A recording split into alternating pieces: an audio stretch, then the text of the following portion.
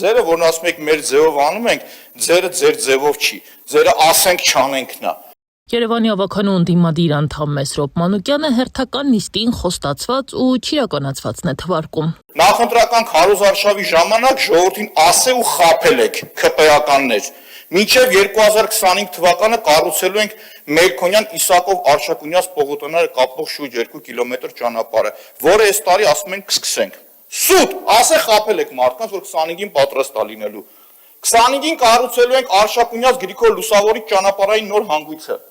Երբ է կտեղովանց է Տիգրան Ավնյան վերջի անգամ, ասեք մեր ժողովրդին։ Մանուկյանը հիշեցնում է այն հատվածները, որոնք պիտի կառուցվեին՝ Արևելյան շրջանցիկ ճանապարհ, Ուլնեցի Ռուբինյան վերջնամասից մինչև Աջարյան փողոց ճանապարհ, Հայրենի կինոթատրոնի ավտոհանգույց, Նոր-Նորքի Միասնիկյան փողոտային կապող 1.5 կիլոմետր ճանապարհ ու էստակադա։ Լուրջ եք ասում, այդ էստակադան ուր է ժողովուրդ։ Հետո հերթը մանկապարտեզներիններ, ուր են խոստումները, որ մինչև 2025 թվականը բոլոր մանկապարտեզները նորոգված կլինեն։ Այսօր 7000 երեխա հերթի մեջ է մանկապարտեզի։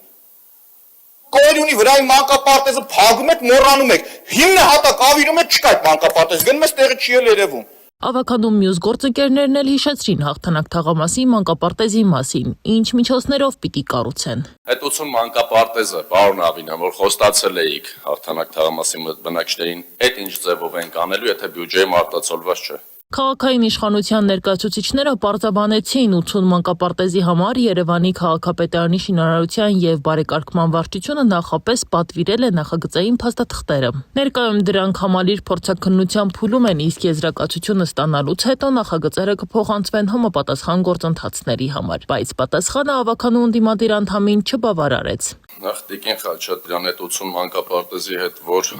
ուսուցում եք նախագիծը աշխատանքներ են տարվում,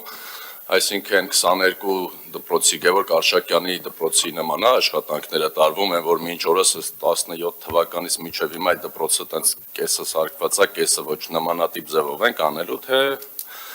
այդ մանկապարտեզը իրականում կառուցվելու է ու հրատապ ձևով է կառուցվելու։ Հերթահասավ բարձրացված աշխատավարձերին։ Տարօրինակ վարքագիծ են համարում ընդդիմադիրները, որ խորհրդարանական ընտրություններից մի քանի ամիս առաջ բարձրացան մանկապարտեզի աշխատակիցների աշխատավարձերը, բայց դրանից առաջ նույն խնդրանքով գրությունը մերժվել էր։ Ես գրությունով դիմել էի ձեզ, որպեսզի աշխատակիցների աշխատավարձը բարձրացվեր, ու այս գրության մեջ ես գրել էի մանկապարտեզների եւ պոլիկլինիկաների։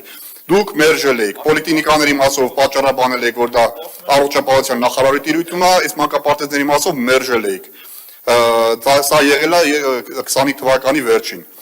Ուստի դրա համար եմ ասում, սա ձեզ թելադրված որոշում էր։ Եվ ձեր քաղաքական ղեկավարի կողմից, իմ կարծիքով, քաղաքական ղեկավարի կողմից թելադրված որոշում էր։ Ավինյանը հիշեցրեց քաղաքապետարանը մանկապարտեզի աշխատակիցների աշխատավարձերը 15-ից 31%-ով բարձրացրել է նաև 2024 թվականին։ Հետո հիշեցրեց նաև գրադարանների աշխատակիցների, երաժշտական, գեղարվեստի, նաև մշակութային եւ մարզական դպրոցների աշխատակիցների աշխատավարձերի բարձրացման մասին, հիմնավորելով, որ Երևանի քաղաքապետարանը եռապատկել է սեփական եկամուտները ու դրա հաշվին կարողանում են աշխատավարձ բարձրացնել, բայց ավականու ընդդիմադիր անդամը մեկ այլ հիշեցում ուներ։ Նա ձեր ժամանակ կառուցած մանկապարտեզներին նայեք, դրանց որակին նայեք, դրա մասին իմ գործընկերները նկարել են, մեկը հենց Մեսրոպ Մանուկյան, կամ այնտեղ կան մանկապարտեզներ, որ ավարտվել են, ու այդ մանկապարտեզների բակերը բարեկարգ չեն, այդ մանկապարտեզները չունեն ապաստարաններ, եւ վերջապես ձեր իշխանությունն է, որ ասում եք կառուցել ենք, հիշեցնեմ, ձեր իշխանության օրոք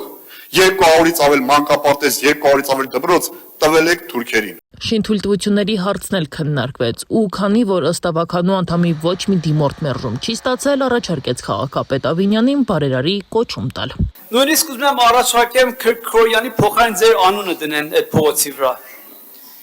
որտեղ դուք ձեր հայցողությամբ անկանոն բարձրակ շենքերի շինթույլտվություններ եք տալիս, միտեղ 15, միտեղ 20, միտեղ 35, 100,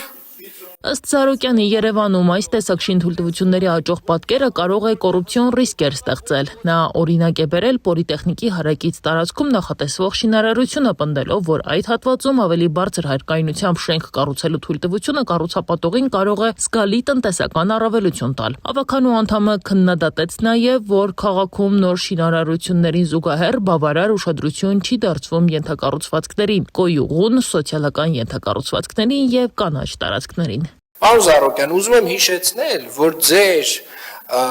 խմբակցության առաջնորդի քաղաքապետ լինելու օրոք Երևանի քաղաքապետը տարատեսակ շինթույլտվություններ է տվել։ Պարոն Զարոկյան, ուզում եմ ձեզ հիշեցնել,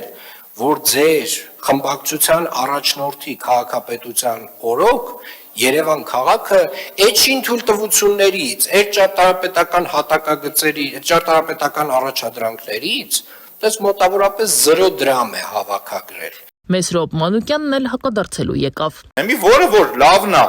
ասում եք մենք ենք եղել, որը որ վատն է, ասում եք Հայկ Նամարության եղել։ Մի հատ կողքից նայեք, էլի ծիծաղ չի առաջացնում էդի։ Չէ, ուղղակի ուզում եմ հասկանալ, էլի։ Քաղաքական պատասխանատվությունն եղել եք կրողը դուք էլ մի ուզիլ տեղը ինչ որ մեկին մեղավոր մի կարգեք։ Իսկ վերջում Վարդաշենի հանրակացարանների բնակիչների խնդրի մասին։ Ըստ Ավինյանի, Վարդաշենի վթարային շենքի հարցը նախատեսվում է լուծել այս տարվա ընթացքում։ Կառավարությունը պետք է դրանք ճանաչի գերակա շահ, ինչի արդյունքում բնակիչներին կտրամադրվի փոխհատուցում։